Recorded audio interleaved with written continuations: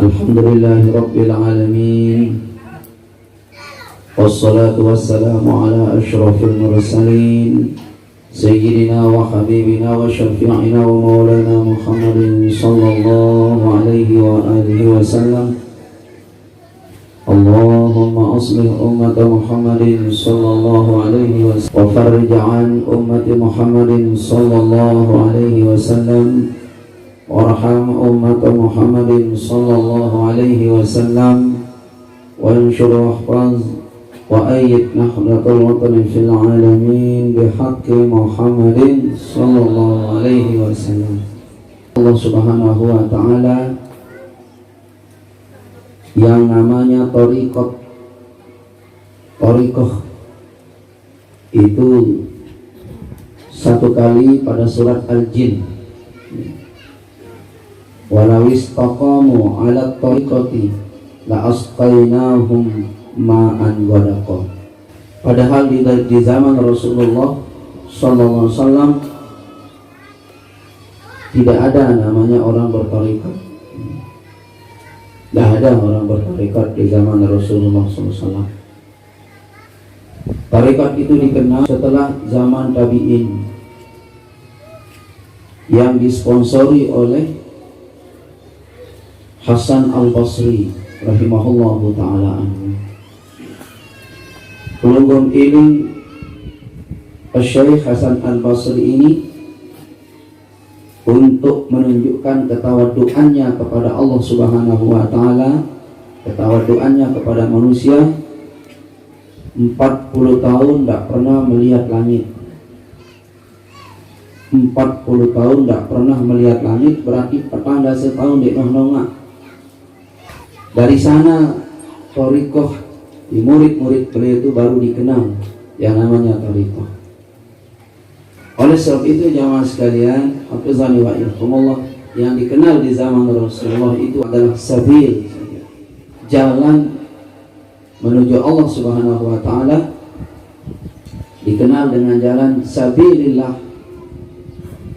Ada juga dikenal dengan siratal mustaqim, jalan yang lurus, yang lebar. Dan ada juga disebut dengan thariqah. Thariq itu artinya jalan. Thariqul jannah. Orang-orang yang selalu menuntut ilmu itu diberikan jalan menuju surga Allah Subhanahu wa taala. Jalan itu ibu-ibu 3.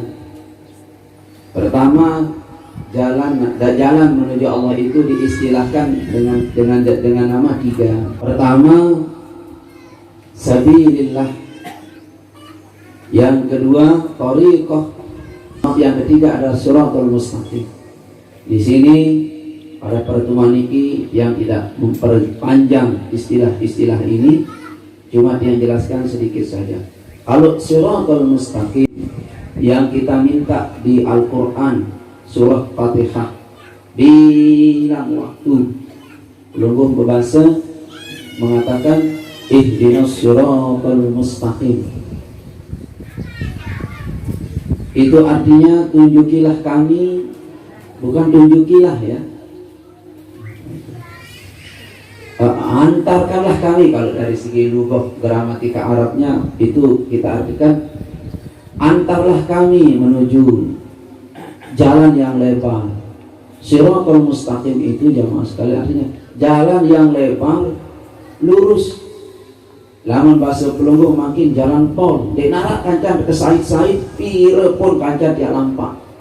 Berjuta-juta pelungguh jalan di siratal mustaqim itu semai. Walaupun pelungguh satu orang bawa mobil, bawa besar-besar mobil, semai, ya longgar doang. Keadaan siratal mustaqim longgar doang, semai itu doang. Makanya pelungguh bermohon antar kami menuju jalannya. Jadi agama ini jamaah, agama yang pelungguh pakai beribadah ini, tuntunan bertuntunan ibadah ini jalan yang lebar, ben lurus. Jadi lahun arak sopo dengan neraka. Mesaknya ihdinas siratal mustaqim itu jadi kesemai. Salah. di agama niki Bu. Pelungguh niki mau sholat sunat sila. Ndek milih sholat sunat, pokoknya sholat wajib bagus. Ada waliullah ndek nawah sholat sunat ba'diyah qabliyah. Sekali-kali ndek nawah. Ada wali min auliyaillah. Di mana beliau sholat sunat? Kalau beliau sholat sunat di tempat yang tidak dilihat oleh manusia. Hantarkanlah kami menuju jalan yang lurus. Di jalan yang lurus ini jamaah, pelungguh mau sholat sunat bisa, enggak sholat sunat bisa. Pelungguh mau puasa Muharram sila, enggak puasa Muharram sila, boleh. Sila mau milu jamaah zikir kambuh, enggak milu kambuh, enggak batal ihdinas siratal mustaqim, enggak batal. Sila milih bawa sila, dia milih bawa pun bau dah. Sila milih berselana itu, milih bergamis marah dikit bau. Siratal mustaqim yang dimaksud di dalam Fatihah ini jamaah sekalian, jalan yang lurus dan lebar itu melebihi jalan tol. Semai. Mazhab Syafi'i bau leka itu. Mazhab Maliki bau. Mazhab Malik bau. Mazhab Hanafi bau. Makanya orang yang jalan di jalan Siratal Mustaqim itu tidak ada orang yang mencela sesama mazhabnya, sesama seperjalanannya. Yang penting ini jalan sudah dibuat oleh Allah Subhanahu wa taala, tata tertib perjalanan sudah diatur oleh Al-Qur'an. Penjelasan tentang rambu-rambu perjalanan sudah dikasih tahu oleh Rasulullah sallallahu alaihi wasallam. Yang di Asia Timur, ngorban kadu ontel, kambuh. Lah mulai Indonesia ada ngorban kadu ontel, kan ontel sih. Ada ontel jadi selang, kebun lau ada. Ada paling bebek. Sah korban si bebek, sah lagu mulut. Tahu tu ngorbannya? Arang roh maulid. Nabi najarang tiang tinggi dah bekelor kadu jari-jari telu. Ini jari-jari telu. Tahu nekadu jari-jari telu sini ibu itu oleh Arab. Sebab si lalu keluar si jamaah Arab korma beruk tahu kadu telu ini korma ini. Lalu jari pekeloran tinggi dah itu jadi nasi tahu si kadu telu biji sekop kadu tinggi. Ini harus cerdas jamaah. Boleh enggak itu? Boleh. Yang berkeluar pakai ini boleh. Yang keluar pakai ini boleh karena kita di sini jamaah itu nasi kadu. Nah, oleh sebab itu jamaah sekalian, ini jalan lurus agama, ini jalan lurus jamaah sekalian. Yang dengan tuan guru pakai imamah ini ditibak di Rasulullah sallallahu alaihi wasallam. Kalau pelungguh mau silahkan. Lalu dia wah penjok Mekah, dia tak perlu aning Mekah nih, lek toko dengan Arab pun melemer bidun hujan sorban bau. Nah ini jamaah sekalian, bisa ini jalan yang lurus. Baik yang lanjut nggih. Makanya pelungguh setiap sholat itu pelungguh baca apa? Ihdinas siratal mustaqim. Yang cerita sedikit. Maka ada seorang ulama ini kalau sholat ibu, beliau waktu sujud, waktu rukuk dan sujud itu, kalau dilihat oleh binatang-binatang di sekitarnya, lulun kayu di sekitarnya itu, semua ikut rukuk, met berjamaah dia, ikut sujud, met berjamaah di dia. Si wali ini. Makanya manusia, mohon maaf ya mas sekalian, kalau ada melihat orang ini sholat, selalu orang mengikuti jamaahnya, melek dengan berjamaah dia. Di mana-mana beliau sholat, misalnya sembahyang ke maka lulun nyambut ini ikut sujud, lulun ini ikut sujud, gerbang ini ikut sujud, ikut ruku, ikut sholat. Tahun pelingih dia jadi kenyamur ikut sujud tabur ba'da ya. Artinya dia merunduk ke kiblat, cengak lagi, salat, berdiri seperti semula. Semua kalau beliau dilihat sholat dan ditahu sholat ulama ini. Kenapa jamaah sekalian? Karena ulama ini adalah orang yang hidup Fatihahnya. Waliullah, waliyun min awliyaillah, ini adalah orang yang Al-Fatihah yang dia baca itu hidup. Tapi maksudnya hidup, pelungguh iling pada surah Al-Fatihah itu ada domirna. Ihdinas siratal mustaqim, antarkan kami, tunjukkanlah kami ke jalan yang lurus. Lalu semesa ke sholat kan sudah kena ihdina. Kan waktu ibu sembahyang mesa-mesa ihdina kan ibu gitu.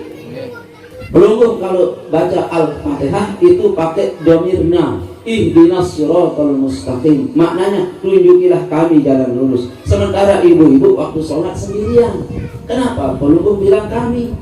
Cara gramatika Arab, pemakaian kalimat, pemakaian katanya itu tidak cocok, bukan tidak cocok ya kan? Tidak pas. Tunjuki kami jalannya lurus. Kalau kami itu dimaknanya orang banyak. Kalau berjamaah, ya, imam mengatakan ihdinas siratal mustaqim, tunjukilah kami jalan yang lurus. Kenapa perlu berkata kami? Karena nuih pada sembahyang, cocok tuh itu kena kami. Tetapi waktu sendirian belum. Satu. Kedua, pada ihdinas siratal, iyyaka na'budu wa iyyaka nasta'in, kepadamu kami menyembah dan kepadamu kami mohon pertolongan. Padahal mesa-mesa ada sembahyang. Kan sudah kena kamu, ndek kena kepadamu aku sini nak seleh menyembah ya Allah, dan kepadamu aku sini dengan pertolongan ya Allah. Seharusnya disida kena aku lek sembahyang Fatihah iya karena Allah iya karena nasta'in. Tidak perlu karena iya karena Allah iya karena nasta'in. Kenapa? Nah ini jamaah sekalian, hafizani wa iyyakum, adalah yang menyebabkan kita selalu berkata ihdinas siratal mustaqim, berkata kami akan sembahyang si lalon dirian sendirian ini peseke disatukan dengan mereka sholat orang yang soleh. Sembahyang saya ini ndek ku pede ke apa kasih itu, ndak percaya diri saya menyembah kepadamu, saya ndak sosok, ndak layak bernyembah kepadamu, minta tolong kepadamu, tidak layak saya dimintai jalan yang lurus wahai Allah kepadamu. Karena baru selesai dan kita jalan lurus, selesai sembahyang ini masih aku dek sapa inangku, dek sapa iparku masih. Padahal baru kita berkata kepadamu kami menyembah ya Allah, tunjukilah kami jalan yang lurus ya Allah. Assalamualaikum, masih itu sapaan. Kata Allah, jalan lurus yang mana aku beri kamu, padahal mertuamu belum kamu. Tuh, sila kena ini.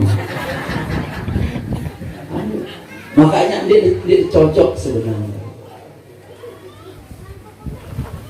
Ihdinas siratal mustaqim, tunjukilah kami jalan yang lurus. Iyyaka na'budu wa iyyaka nasta'in, kepadamu kami menyembah dan kepadamu kami mohon pertolongan. Assalamualaikum, masih itu bertelepon kamu kena sembahyang betul kando ami pedang diri itu kakak gini ahli betul macam itu di bawah. Tadi pelunggung kepada Allah, pelunggung menyembah kepada Allah, pelunggung mohon pertolongan kepada Allah, pelunggung minta jalan yang lurus. Kepetain kando si selaki anda ngomong sih dah itu sembahyang apa tarang. Nah, yang sembahyang kita yang tadi itu jamaah sekalian tidak layak kita persembahkan kepada Allah. Ya, kami ke ada yang tergabung sembahyang si guru lalu tegawi sino, ada yang tergabung aja sembahyang guru si soleh sino. Ya, harus kedua guru sahabat dengan soleh kali tergabung itu. Nah ini makna ihdinas siratal mustaqim. Yang kembali kepada wali yang tadi. Waliullah yang tadi itu adalah waliullah yang huruf Fatihahnya, huruf nun yang ada pada ihdina memiliki rahasia yang besar. Memiliki apa? rahasia yang besar, sudah memiliki rahasia Al-Fatihahnya, sehingga waktu beliau berkata, tunjuki kami jalan yang lurus, Fatihah waliullah ini adalah Fatihah yang memiliki rahasia. Fatihahnya sudah diterima oleh Allah Subhanahu wa Ta'ala, maka layak dia jadi imam, sehingga dikenal oleh semua makhluk Allah. Ikut berjamaah kancing, ikut berjamaah, semua orang ikut berjamaah. Makanya jamaah sekalian, hafizani wa iyyakumullah, dede abot itu salat jamaah kancing dengan si sembahyangna Al-Fatihahna diterima sida Allah Subhanahu wa Ta'ala. Ada juga kata subul. Di zaman Rasul dikenal itu jalan yang namanya sabil, gang kan, lamun bahasa kita gang. Cukup bawa sepeda motor, lamun dapat selewanan harus nabetelang sekek baru tahu. Itu namanya sabil, gang kecil. Kenapa di zaman Rasul itu dikenal dengan sabil saja? Karena jalan besar itu sedang terbentang luas, yaitu Rasulullah Sallallahu Alaihi Wasallam. Oleh sebab itu jamaah sekalian, hafizani wa iyyakumullah, ada Arab Badui turun dari gunung minta fatwa kepada Rasul tercinta Muhammad Sallallahu Alaihi Wasallam. Ya Rasulullah, katanya, apakah engkau benar-benar seorang nabi? Ya, aku adalah nabi. Bisakah aku bertanya? Silakan. Pertanyaannya begini, benarkah akan masuk surga orang yang berkata kepadamu, asyhadu an la ilaha illallah wa asyhadu anna Muhammadar Rasulullah? Benarkah itu? Rasul menjawab, benar. Benarkah orang masuk surga cuma sholat 5 waktu saja, tidak sholat yang lain? Setelah dia berkata asyhadu an la ilaha illallah wa asyhadu anna Muhammadar Rasulullah, lalu sholat hanya 5 waktu saja, benarkah dia masuk surga? Kata Rasulullah, benar. Pertanyaan saya yang terakhir, ya Rasulullah, benarkah orang masuk surga setelah dia bersyahadat kepadamu, sholat 5 waktu, lalu puasa di bulan suci Ramadan cuma 30 hari saja? Benarkah itu? Benar. Kata Rasulullah SAW. Benarkah dia masuk surga? Benar. Kata orang tadi, wallahi, enggak nak kegawe. Bersyahadat di depanmu sekarang ya Rasulullah, wahai Nabi, lalu saya sholat 5 waktu, tok nek kamile sholat lain, tahajud nek kamile, semua sholat saya tidak mau, dan puasa itu cuma puasa tok 30 hari di bulan suci Ramadan, itu saja yang saya kerjakan, saya tidak mau kerjakan yang lain. Orang ini lalu assalamualaikum, ulang. Lalu ulama hadis berkata begini, untung orang itu tidak menyebut zakat dan haji, katanya. Kenapa? Karena jawaban Rasulullah itu begini, wallahi, para sahabatku sekalian, wallahi, andai kata dia kerjakan yang itu saja orang Arab Badui itu, demi jiwaku yang ada di tangannya Allah Subhanahu wa Ta'ala, wallahi, dia pasti masuk surga. Cuma bersyahadat kepada aku, iya. Cuma sholat 5 waktu saja, iya. Cuma puasa Ramadan saja 30 hari, iya. Enggak wah gawe, pasti masuk surga, kata Rasulullah SAW. Makanya ulama hadis itu berkata, untung orang ini tidak bertanya soal haji dan tidak bertanya soal zakat. Untung. Cuma itu saja. Nabi sampai bersumpah mengatakan orang ini masuk surga. Apalagi si padu zikir. Puasa sudah dari Ramadan? Sembahyang sudah 5 waktu? Wah, sudah bersyahadat? Ke tanah surga. Kan perlu cerita hadis someh ini sama sekalian. Saya kegiliran sini. Ibu saya Hamdiah. Bapak ibu Hamdiah ya? Ibu Hamdiah, ibu Datiang ini belum sedang berzakat rumah ini.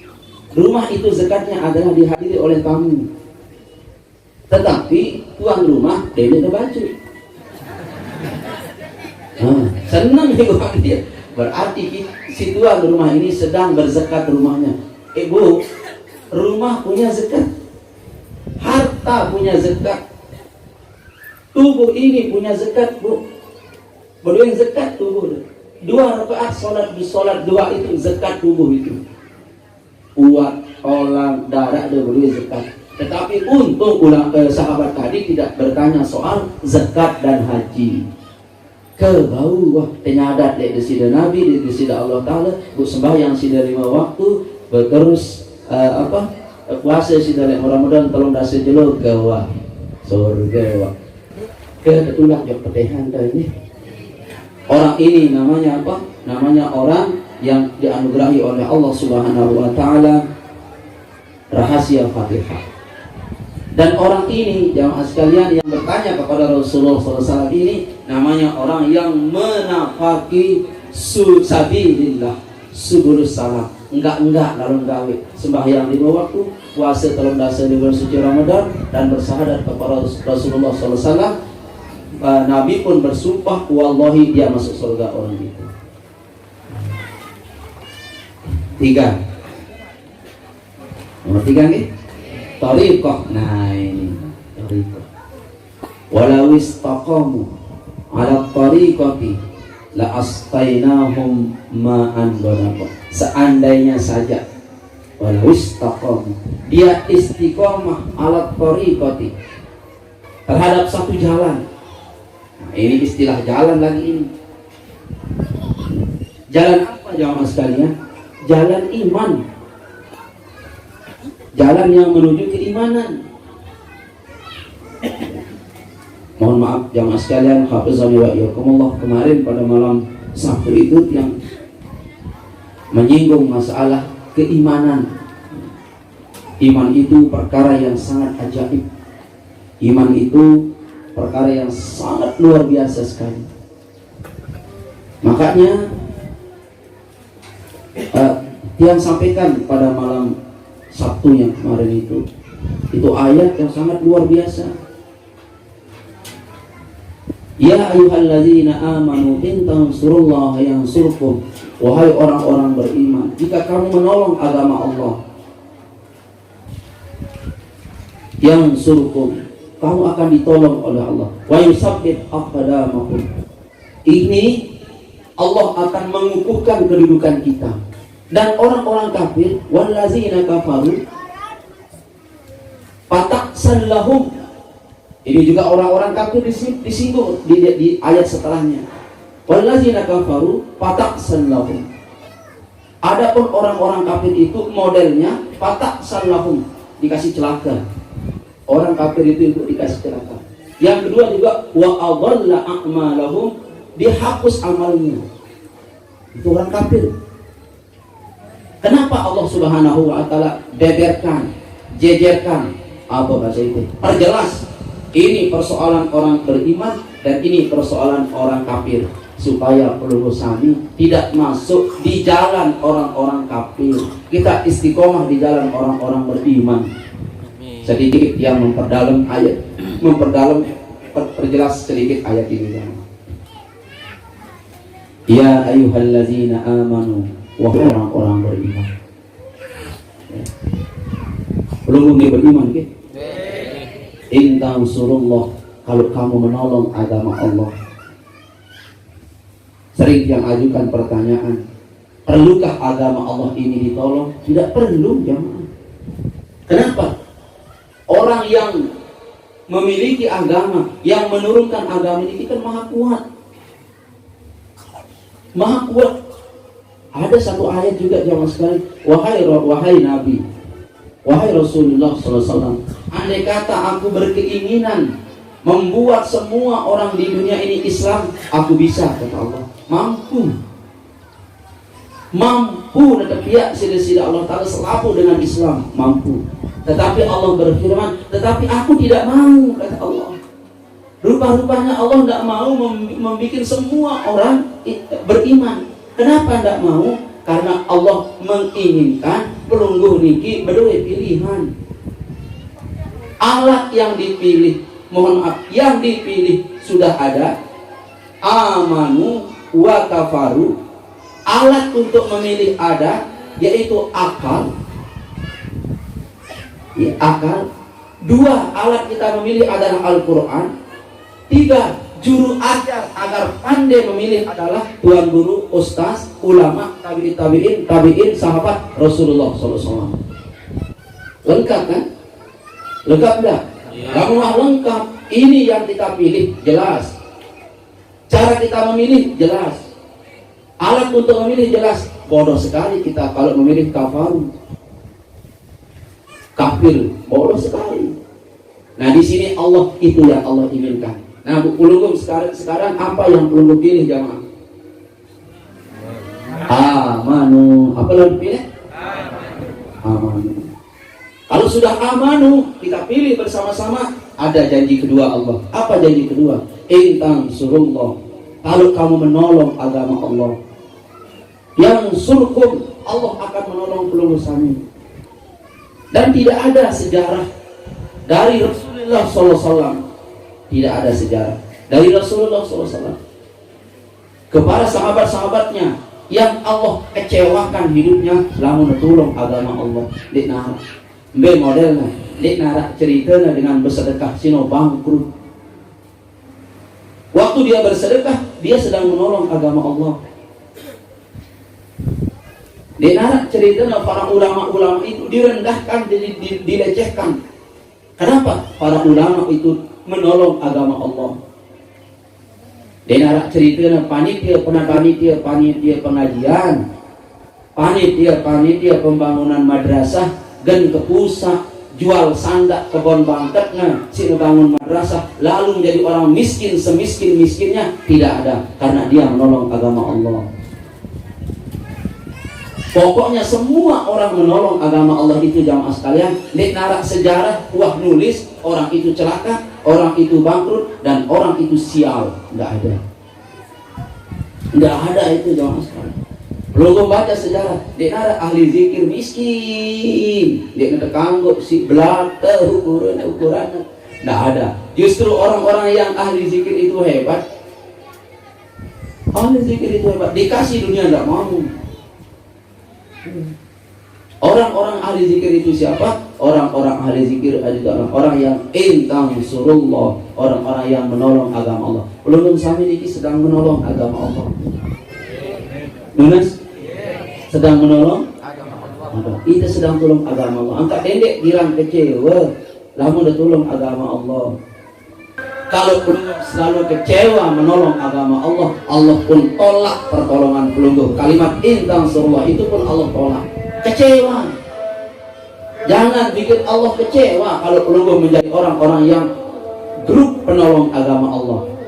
Kalau bermajelis zikir, bermajelis terus. Tidak sambil langsung bisnis, tidak sambil langsung lalu mindah. Dia tetap pengajian ke kebun laut, ke gerek sambil ngaji, sambil penyelam di Bali. Tidak usah. Ini Allah kecewa, jangan sekalian.